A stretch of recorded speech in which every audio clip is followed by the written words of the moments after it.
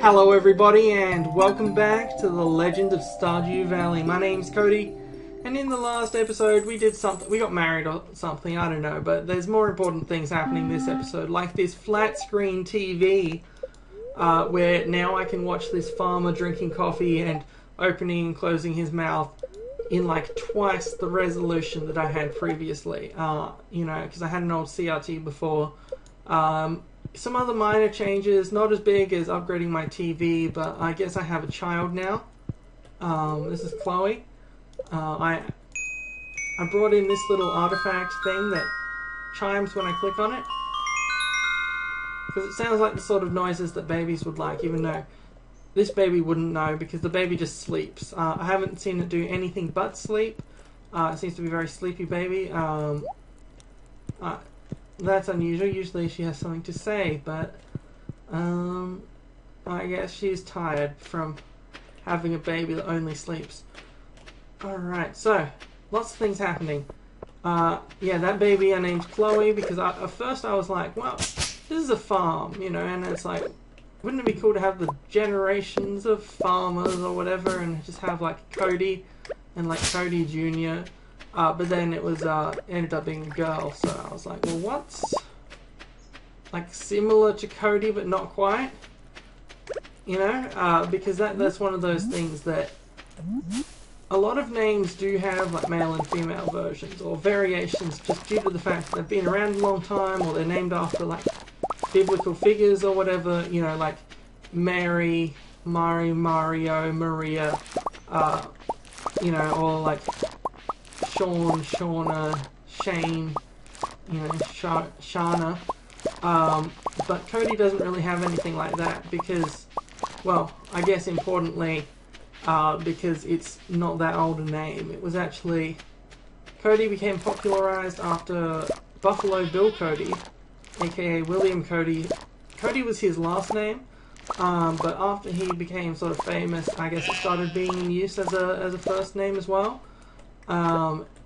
And there are girls called Cody, but it's usually like C-O-D-I or whatever, you know, because I is important for names.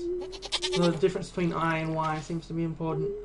But yeah, there's a bit of the history of the name Cody that you probably weren't expecting. I don't know where the name Cody comes from beyond that, like why Buffalo Bill Cody was called that, like if it has deeper history. Why is everyone unhappy? What did I do? There's a lot of naming going on this farm, by the way. This is Vida. This is Heimdall. I started my name. Look, Boulder. You're not looking a little thin. Look, does Boulder look a little thin? This is Boulder the pig. Does he look a little thin? No. No, he doesn't. For some reason they're all unhappy, and for some reason apparently they didn't lay any eggs. Even though they were fed. Because I know because it automatically feeds them. They must have been locked out early or something. I must have done something. More importantly, I've got a baby. This is Melbu Frama, my baby void chicken. Which a witch flew over my house and it turned my egg into a void egg. And I put that into the incubator and now I have a demonic chicken. It's a long story. Sometimes things happen when you're farming. So yeah, on that subject, yeah, if you've got any more knowledge on the history of Cody as a name, you can of course chime in. Or if you've got a good idea for other naming suggestions for names that sound like Cody but not quite, that are like female variations for my naming scheme, because I think you can have like 4 children or whatever, I think, in this game. So I'm constantly naming things. You see, all of the barn animals are named after Norse mythology, which is, it was easy at first because I was like Thor and Odin, but then I was like, hold on, I'm getting like 4 pigs. What am I going to name them? And that's why we have Heimdall. And Hodor, Freya, who looks sad. I don't know why you look sad. I don't know what your problem is. So, there's a few things we're going to do today. Well, first off, we're going to put all this stuff into the bin. And by the bin, I mean the bin that gives me money for things, not the trash can. But it is bin of a sort. And then the next thing we're going to do... Oh, hold on. Diamond. I have a gem machine thing now that reproduces endlessly whatever mineral I put in there. And I have it mass producing diamonds. Which, you know, I can... Every like 5 days or whenever it pops up, I can just give my wife a diamond and it keeps everyone happy. Not that I think I need it, because she seems to have maxed out her hearts along with all of these guys. I haven't actually been working on the town that much. There's still a few stragglers like Krobus. I never visit him in the sewers because I never go to the sewers, as it turns out. But yeah, we're gonna take a bus trip. It turns out Pam, the one who lives in the trailer, and the mother of Penny, used to be a bus driver, but then the bus broke down. But we fixed the bus through the power of magic, through the community center, and now we can visit this desert every day, which has some cool stuff like this cactus fruit, which provides a good amount of health, and access to some new shops. So this is an oasis. Lets you buy these starfruit seeds, which I came here to get because I just used up all of my starfruit seeds. Don't mind that I just spent 60,000 gold on them. It will be, the return will be worth it in the end. So I also came here to give Sandy, the shopkeeper, some stuff, because as you saw, she was like near the bottom of this heart chart. Well, she's got 2 hearts now instead of 1, and poor Krobus. But yeah, she's pretty much near the bottom because I only gained access to this place like a week ago. And that's the bouncer. He won't let me through there. I think there's like a casino or something out back apparently, but I haven't fulfilled the conditions to be able to access it. There's always more... Oh, hey, coconut. There's always more stuff to unlock in this game, even like year 2. So what we're going to do is we're going to come up here, and with the skull key that I got for completing all 120 levels of the mines, I was able to unlock this, which is sort of a continuation. The enemies are more difficult. Instead of being mines, it's this like deserty place with new enemies that are tougher. And what was that? Is that what I think it was? Is a dragon gonna fly at me? Yes.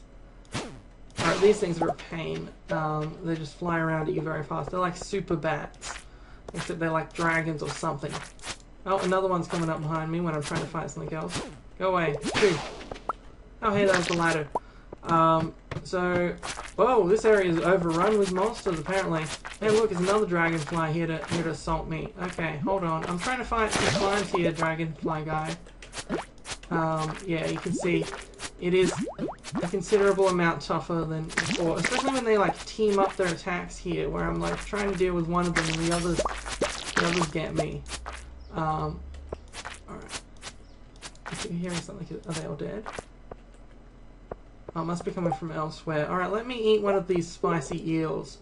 Because spicy eels increase my speed. So, you'll see I'll start running faster now.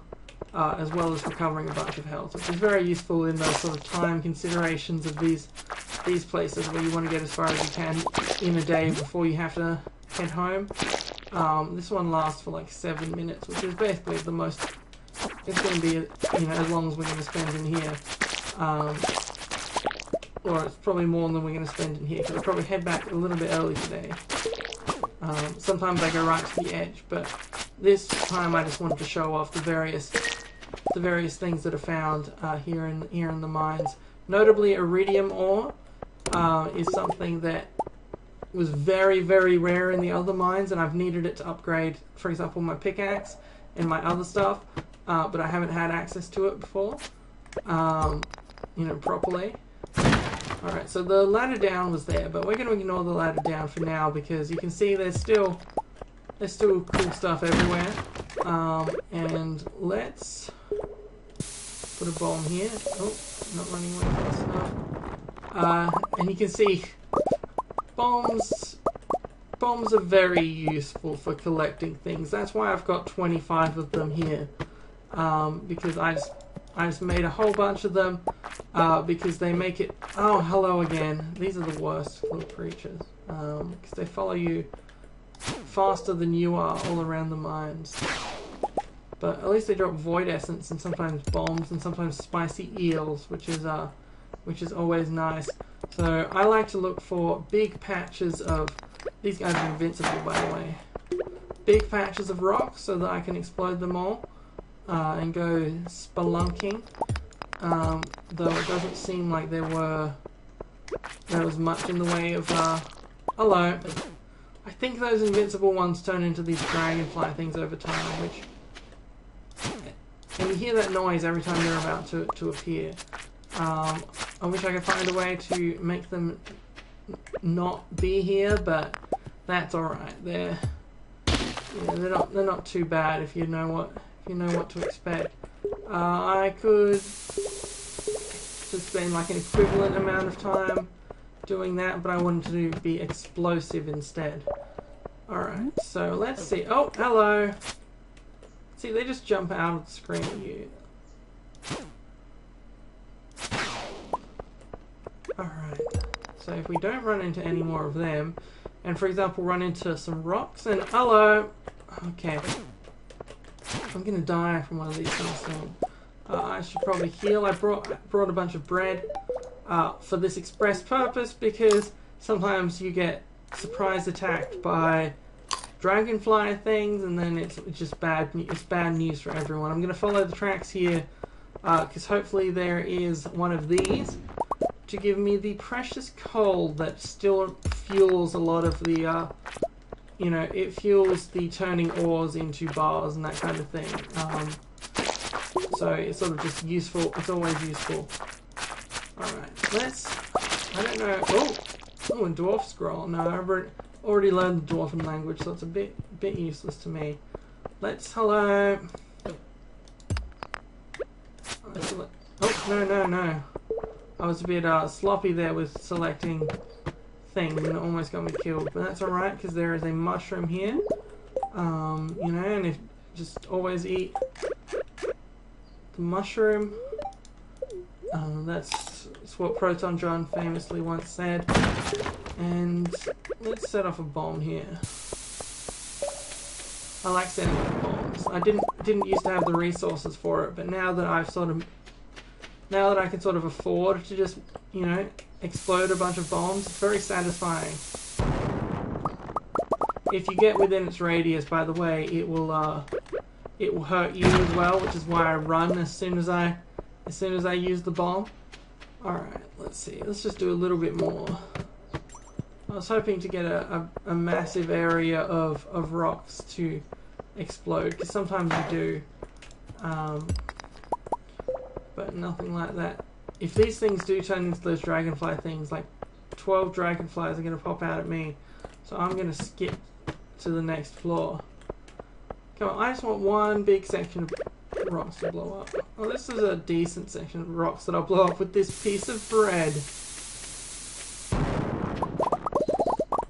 Yeah, so you can see it's a bit more sophisticated than it was before because I'm using a lot of explosives now, whereas before it was, you know, it was just running around, not exploding things. Hello, I'm leaving the mine, goodbye.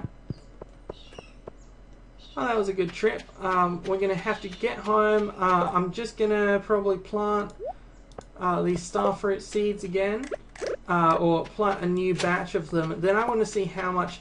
I'm suspecting we made a huge profit, like probably the largest profit we've ever made on the starfruit as well as the cranberries and stuff that we harvested today. And I want to see if we can break 100,000 gold made today, because that would be very nice. So let's just head to the greenhouse first.